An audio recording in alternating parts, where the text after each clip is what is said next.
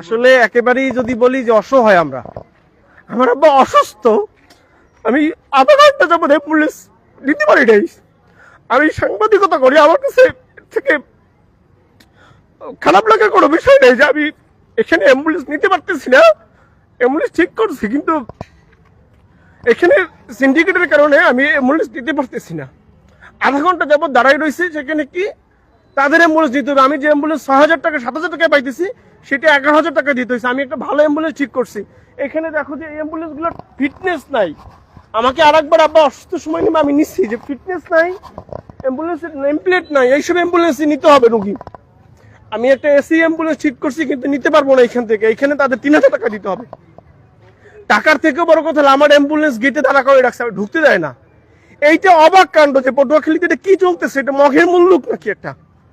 আমি পরিচয় দিলাম, সাহেব নামে একজন ভদ্রলোক, সে বলতেছে যা আপনি যে হন এইখানে অ্যাম্বুলেন্সে যাইতে হবে, নাইলে তারা টাকা দিতে হবে। এটা কেমন? এটা কি মগের মুল্লুক নাকি?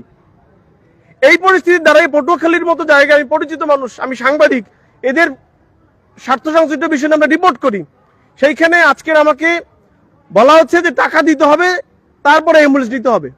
এটা কেন? এটা এটা এটা হইতে পারে? এই এই এই এই 2025 সালে এসে এটা শুনতে হবে? এবং সাহেব নাকি বিএমপি করে।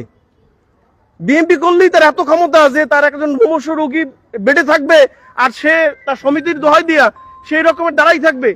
আমরা এতটা অসহায় অবস্থায় আছি এখন পটুয়াখালীতে। এরপর তো আর কিছু থাকে না। আসলে এখানে কিছু বলার নাই। এই পরিস্থিতির জন্য আমি কার দৃষ্টি আকর্ষণ করবো আমি জানি না।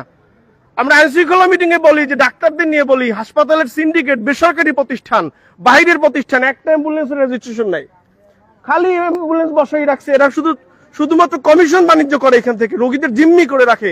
আমি 6,000 টাকা যে অ্যাম্বুলেন্স যেতে পারি, সেই অ্যাম্বুলেন্স আমার 11,000 টাকা দিতে হয়। কেন দিব আমি 11,000 টাকা? কেন? মানুষের টাকা পয়সার কি দাম নাই? আমারও তো সামর্থ্য আছে, কিন্তু যেই পরিবারের সামর্থ্য নেই তাদের কি হবে? এটার আমি বিচার দিলাম পটুয়াখালী মানুষের কাছে, আমি সংশ্লিষ্টদের কাছে বিচার দেব, এবং এটি নিয়ে আমি কথা বলবো, আগামীতে আমি কথা বলবো।